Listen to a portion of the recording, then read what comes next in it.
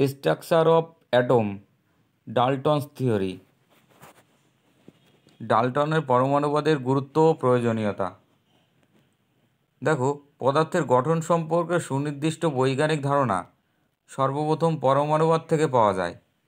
মৌলিক পদার্থের ক্ষুদ্রতম বা আদিকণা পরমাণুর বৈজ্ঞানিক সংজ্ঞা সর্বপ্রথম পরমাণুবাদ থেকে জানা যায়।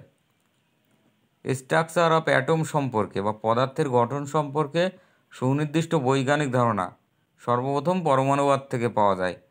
তাহলে পদার্থের গঠন সম্পর্কে ধারণা কোথা থেকে পাই? পরমাণুবাদ থেকে পাই। মৌলিক পদার্থের ক্ষুদ্রতম বা আদিকণা পরমাণুর বৈজ্ঞানিক সংজ্ঞা সর্বপ্রথম পরমাণুবাদ থেকে জানা যায়।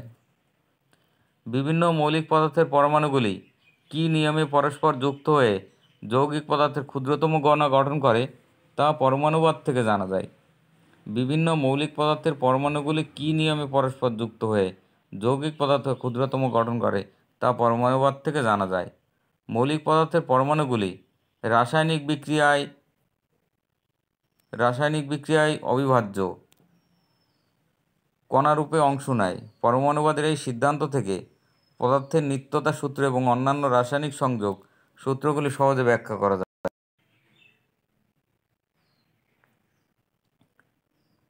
মৌলিক পদার্থের পরমাণুগুলি রাসায়নিক বিক্রিয়ায় অবিভাজ্য কণারূপে অংশ নেয়। পরমাণুর এই সিদ্ধান্ত থেকে পদার্থের নিত্যতা সূত্র এবং অন্যান্য রাসায়নিক সংযোগ সূত্রগুলি সহজে ব্যাখ্যা করা যায়।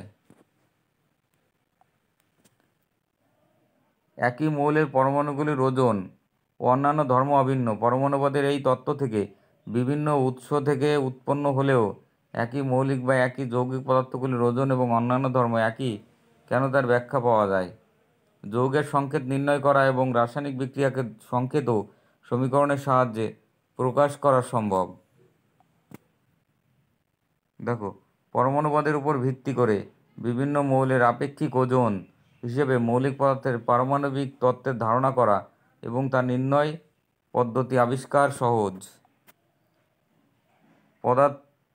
পরমাণুবাদ থেকেই পরবর্তী সময়ে অ্যাভোগাড্রো প্রকল্পের উদ্ভব হয় এবং অণুর ধারণা সম্ভব হয়। পরমাণুবাদ থেকে পরবর্তী সময়ে অ্যাভোগাড্রোর প্রকল্পের উদ্ভব এবং পরমাণুর ধারণা করা সম্ভব হয়।